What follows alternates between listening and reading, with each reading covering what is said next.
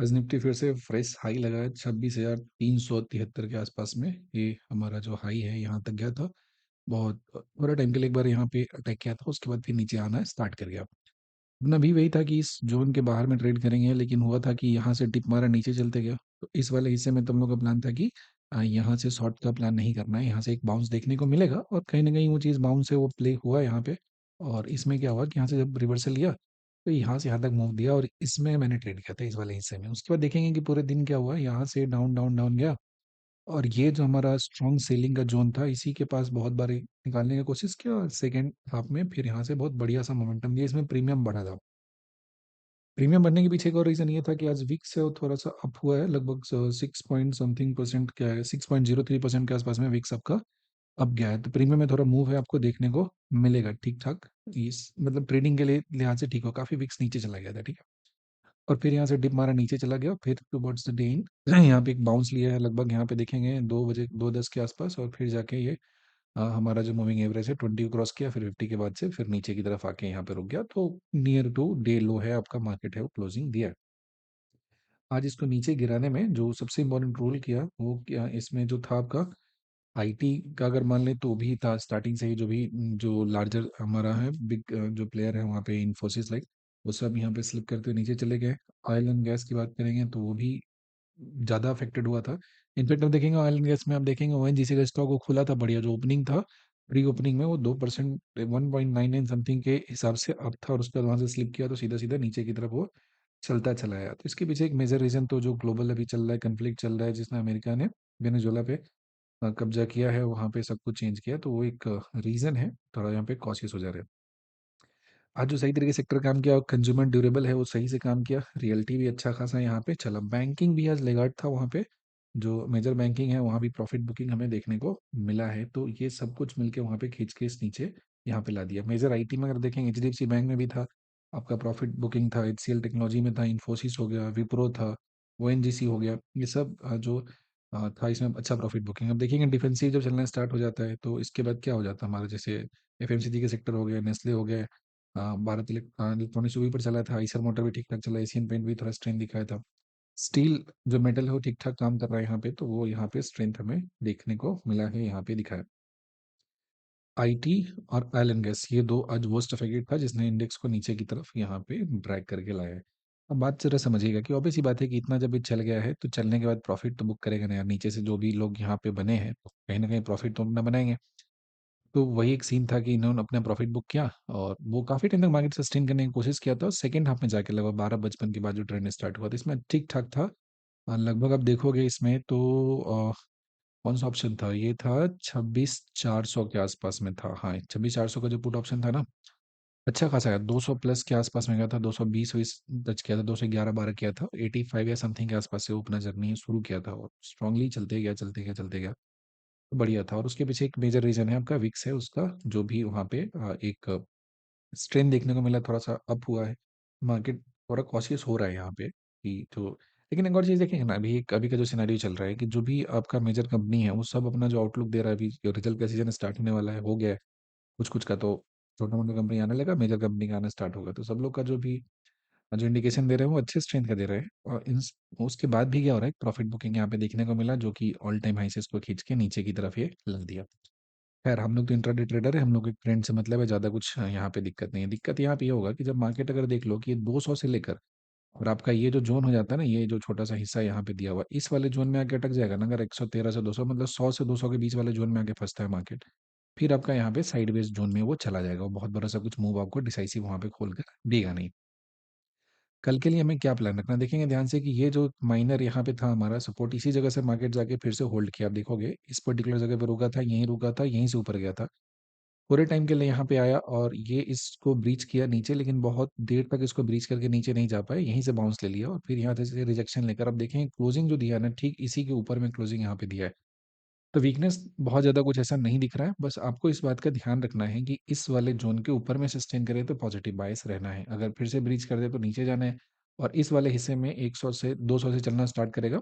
आपका 26,200 को अगर ब्रीच करता है तो 26,100 तक ये जा सकता है। ये ज़ोन हमारे लिए क्रूशियल है, इस ज़ोन को प्रोटेक्ट होना बहुत ज़रूरी है इसको ब्रीच करेगा तो फर्दर और वीकनेस हमें यहाँ पे देखने को मिल जाएंगे। तो ये जो जोन है 26 100 से लेकर 200, इसको हमें ध्यान में रखना है और इसको ध्यान में रखते हुए प्लान में करना है। वैसे भी कल निफ्टी का एक्सपायरी है, और एक्सपायरी पे अगर अभी आप देखेंगे ना, इसका जो चल रहा है, कितना चल रहा है प्रीमियम की कहानी अगर हम जरा बात करें, तो इसमें आपको दिखेगा कि कल के एक्सपायरी के लिए एट द मनी पे अगर आ जाए 250 चल रहा है, तो 250 का 250 चल रहा है, 250 का एग्जैक्ट चल रहा है।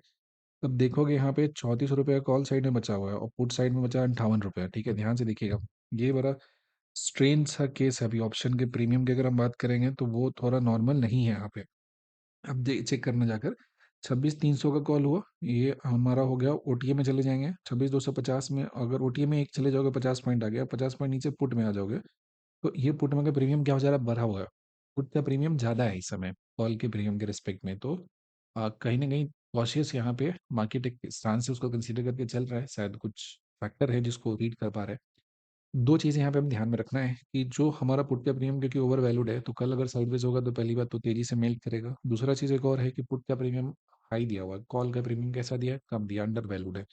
तो प्रीमियम के लॉजिक से देखेंगे तो एक अपसाइड का मूव हमारा जो कल एक्सपायरी है उसमें देखने को मिल सकता है। वहीं पे अगर ये जो लॉजिक है वो अगर प्ले नहीं होता है, क्योंकि पुट का वैल्यू बढ़ा है यानी कहीं ना कहीं उसका डिमांड मार्केट में थोड़ा सा ज़्यादा है, अगर ये लॉजिक परसिस्ट करता है तो फर्दर मोमेंटम फॉल भी देखने को मिल सकता है। समझ में आ गई बात? दोनों लॉजिक को ध्यान रखना है।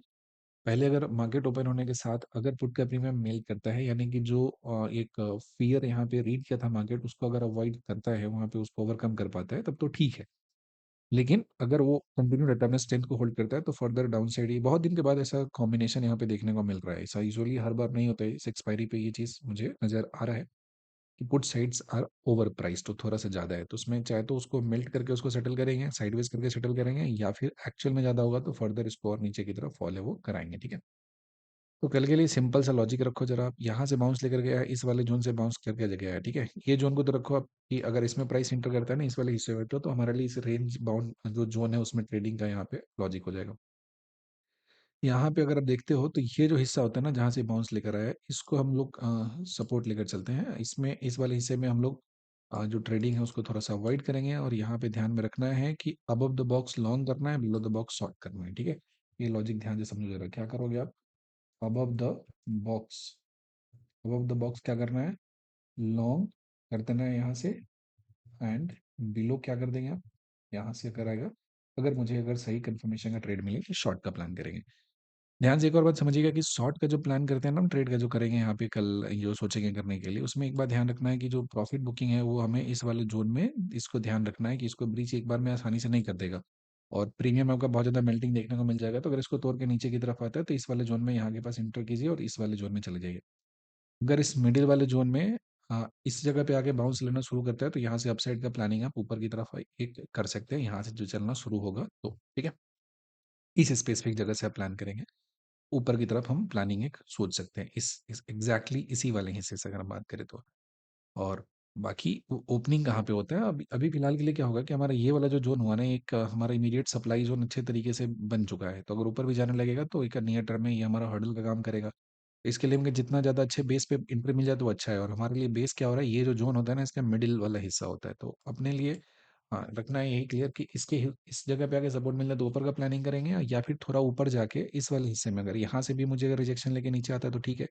इसको ब्रीच करके आता है तब भी मेरे पास कितना है, लगभग लगभग 100 150 पॉइंट यहाँ पे मार्जिन मिल रहा है इस पर्टिकुलर जगह से, तो यहाँ से नीचे का प्लान करेंगे। तो इस बॉक्स के नीचे में शॉर्ट, इसके ऊपर में जाए तो लॉन्ग, लॉन्ग वाले में यहाँ से चलेंगे, और प्रॉफिट बुकिंग का जो अपना पॉइंट है इसको थोड़ा सा नीचे कर देते हैं, यहाँ पे 371 इस वाले जगह पे खुलता है तो 311 371 के आसपास जाके अपना कहानी यहाँ पे खत्म हो जाएगा। और दूसरा पॉइंट और देखेंगे, इसको ब्रीच करता है अगर इस वाली जगह पे, फिर थोड़ा ऊपर जाके यहाँ से टूटता है, इस जगह से खुल के नीचे की तरफ आता है, उस केस में डाउन साइड का प्लान करेंगे और उसमें प्रॉफिट अपना इस वाले हिस्से में आगे कहीं ना कहीं बुक कर लेंगे, या फिर ये नीचे वाले जगह पे जाकर हम लोग बुक कर लेंगे। तो यही सिंपल रखना है। कल के लिए एक बात याद रखना है कि पुट साइड का जो प्रीमियम है वो थोड़ा ज़्यादा है कॉल के रिस्पेक्ट में, जो यूजुअली ऑपोजिट होता है, कॉल साइड का ज़्यादा होता है, पुट का कम होता है। मार्केट में कॉशियस अप्रोच जो बड़े ट्रेडर्स हैं वो लेकर चल रहे हैं। बाकी डिसिप्लिन वे में ट्रेड कीजिएगा। थोड़ा सा जो यहाँ पे स्टांस से गड़बड़ हो रहा है ड्यू टू जो ग्लोबल क्यू है उसकी वजह से, एंड मार्केट का टेक्सचर भी नेगेटिव नहीं हुआ, पॉजिटिव है। ठीक है, जब तक ये 26 100 के ऊपर में रहता है, पॉजिटिव ही रखना है अपना स्टांस। ठीक है, आज प्रॉफिट बुक आए, लेट्स सी कल क्या होता है। ओके। आगे यहाँ तक देखने के लिए आपका बहुत-बहुत धन्यवाद।